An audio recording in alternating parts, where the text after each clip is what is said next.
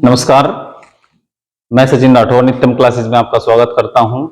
आज हम लेकर आए हैं नया टॉपिक हैविंग और हैविंग टू का प्रयोग हमें कब और कहां कैसे करना है।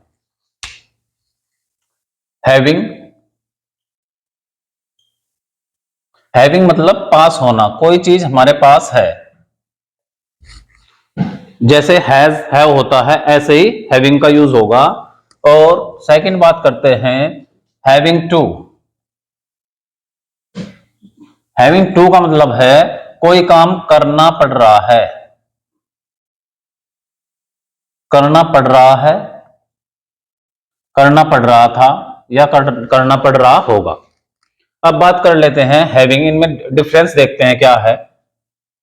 हैविंग मतलब सबसे पहले में सब्जेक्ट का यूज करना है, उसके बाद अगर सब्जेक्ट सिंगुलर है तो इज, प्लूरल है तो आर और आई है तो एम का प्रयोग करेंगे। उसके बाद हैविंग का यूज करना है, फिर हमारा जो ऑब्जेक्ट होगा उसका यूज करना है। कैसे? उनके पास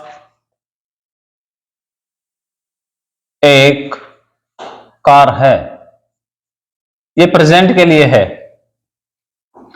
दे आर हैविंग अ कार।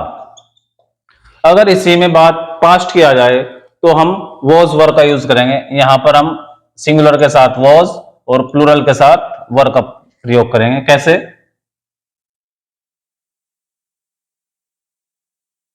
तुम्हारे पास किताबें हैं, सॉरी किताबें थी के बारे में बात करते हैं, पास्ट के बारे में। ये प्रेजेंट को शो करेगा और ये पास्ट को शो करेगा। तुम्हारे पास किताबें थी तो यू वर हैविंग बुक्स। आशा है आपको हैविंग का यूज समझ में आया होगा। अब बात कर लेते हैं हैविंग टू की। हैविंग टू जब कहीं पर कोई काम करना पड़ रहा है यानी कि कंपल्सन आए, वहां पर हम हैविंग टू का यूज करते हैं। अगर प्रेजेंट की बात करते हैं, पहले प्रेजेंट में क्या होगा? सब्जेक्ट, फिर इज आर एम, फिर हैविंग, फिर टू, फिर वर्ब फर्स्ट और फिर ऑब्जेक्ट। फॉर एग्जाम्पल, तुम्हें यह किताब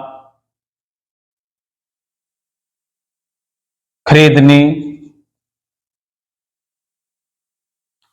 पड़ रही है। यहां पर कंपल्सन की बात हो रही है, यानी कि आपका मन नहीं है खरीदने में, लेकिन फिर भी यह किताब खरीदनी पड़ रही है। तो उस कंडीशन में हमें क्या करना है? सिंगुलर के साथ इज, प्लूरल आर, आई के साथ एम का प्रयोग होगा। तो तुम्हारे के लिए तुम्हें के लिए यू का यूज करेंगे। You are having to buy यह किताब, यह के लिए दिस बुक। ये हमारा प्रेजेंट का स्ट्रक्चर होगा। अब बात कर लेते हैं पास्ट की। कोई काम हमें करना पड़ रहा था पास्ट में, तो उसमें हमें यूज करना है, सबसे पहले सब्जेक्ट का यूज होगा, फिर वॉज वर, फिर हैविंग, फिर टू, फिर वर्ब की फर्स्ट फॉर्म है। टू के बाद हमेशा वर्ब की फर्स्ट फॉर्म का यूज होगा, उसके बाद ऑब्जेक्ट। हमें अपना पाठ याद करना पड़ रहा था। अब यहां पर बात आई है कंपल्सन हुआ है, लेकिन पास्ट में कंपल्सन हुआ है। अब हम यूज करेंगे सब्जेक्ट वी के बाद वी प्लूरल है, इसलिए वर हैविंग टू, याद करने की फर्स्ट फॉर्म लर्न, अपना वी के साथ अपने की अंग्रेजी आर होती है, our lesson. We were having to learn our lesson. अब बात करते हैं फ्यूचर की। फ्यूचर में अगर हमें कोई बात कंपल्सन में बोलनी पड़ रही है या सेंटेंस कोई कहीं पर आ जाए, हम यूज करेंगे subject will be plus having plus V2 फिर V1 प्लस ऑब्जेक्ट।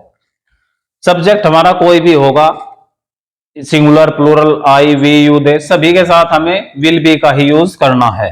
कैसे? मोहन को गाना पढ़ रहा होगा। मोहन का मन नहीं है गाने का, लेकिन फिर भी मोहन को गाना पढ़ रहा होगा, ये कंपल्सन हुआ है, लेकिन फ्यूचर की बात हम कर रहे हैं। तो Mohan will be having to sing a song. एक बार रिवीजन करते हैं। हैविंग और हैविंग टू। हैविंग मीन कोई चीज पास है, जैसे हमने पिछली क्लासेज में पढ़ा है हैज हैव का प्रयोग। ऐसे ही इसमें क्या करना है, इसमें अंतर इतना है, इसमें हेल्पिंग वर्ब का यूज करना है, इज आर एम वॉज या वर। अगर प्रेजेंट की बात करें तो इज आर एम का यूज होगा, और पास्ट की बात करेंगे तो वॉज वर का यूज होगा। फिर हैविंग यूज करना है, और फिर जो हमारा ऑब्जेक्ट है नाउन वो यहां पर यूज कर देना है। फॉर एग्जाम्पल प्रेजेंट के लिए ये एग्जाम्पल है, पास्ट के लिए ये है। उनके पास एक कार है, तो they are having a car, इसको हम दे हैव ए कार भी बोल सकते हैं। तुम्हारे पास किताबें थी तो यू वर हैविंग बुक्स, तो हम इसमें बोल सकते हैं यू हैड बुक्स। अब बात करते हैं हैविंग टू की। जब कोई काम कहीं पर करना पड़ रहा है या पढ़ रहा था पास्ट के लिए, और फ्यूचर के लिए हो सकता है पढ़ रहा होगा, यानी कि कंपल्सन हो रहा है, तो हम यूज करते हैं प्रेजेंट में is are am having to verb first और ऑब्जेक्ट, उसके बाद पास्ट में was were having to verb first object, और फ्यूचर में सभी सब्जेक्ट के साथ will be having to verb first object का यूज हमें करना है। आशा है आपको आज की क्लास अच्छी लगी होगी, और नित्यम क्लासेस के साथ बने रहने के लिए आपका बहुत बहुत धन्यवाद। Thank you.